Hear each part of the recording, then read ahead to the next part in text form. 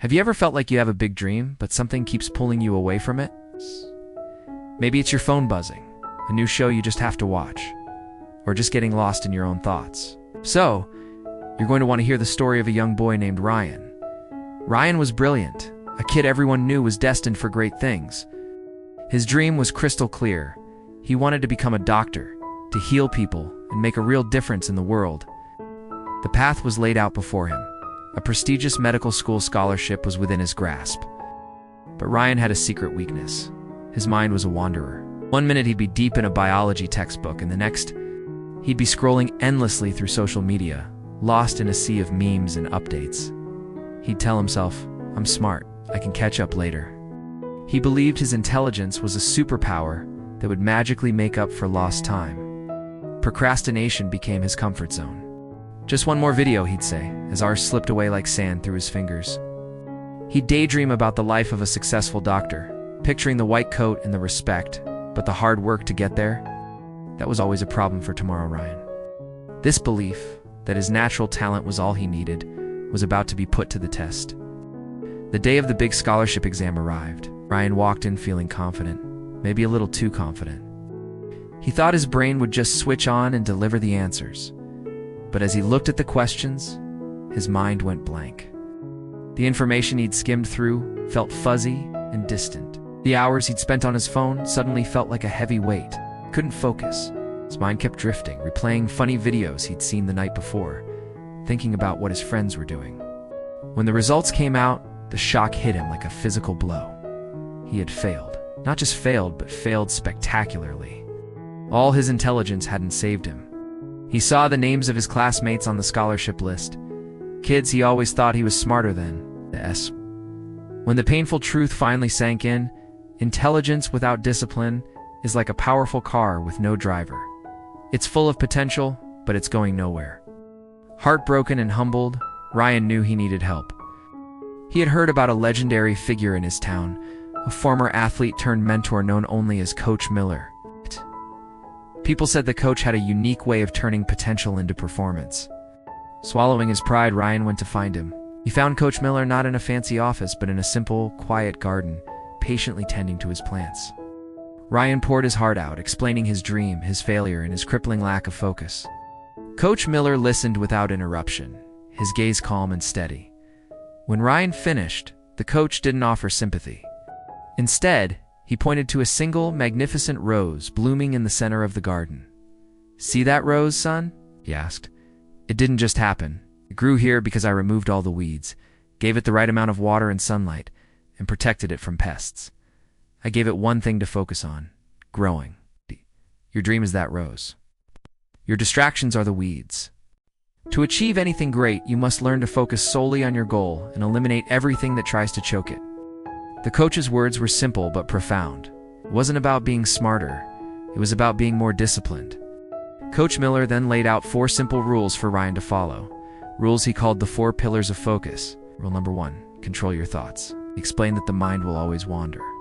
The trick isn't to stop it from wandering, but to gently guide it back every single time it strays. Like training a puppy, you have to be patient but firm. Your thoughts are not your boss, the coach said. You are the boss of your thoughts. Rule number 2, create habits. Discipline isn't about one heroic effort, Miller explained.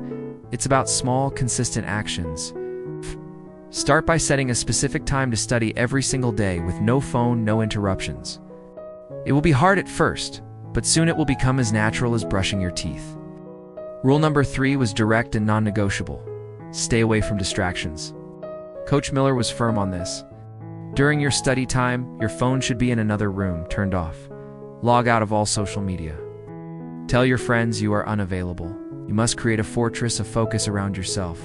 The world can wait. It sounded extreme to Ryan, but he was desperate enough to try anything. The final rule, rule number 4, was to practice every day. Discipline is a muscle, the coach said with a smile. The more you use it, the stronger it gets. It's every time you choose to study instead of watching a video, you're doing one more rep. Every time you pull your focus back to your textbook, you're making that muscle stronger.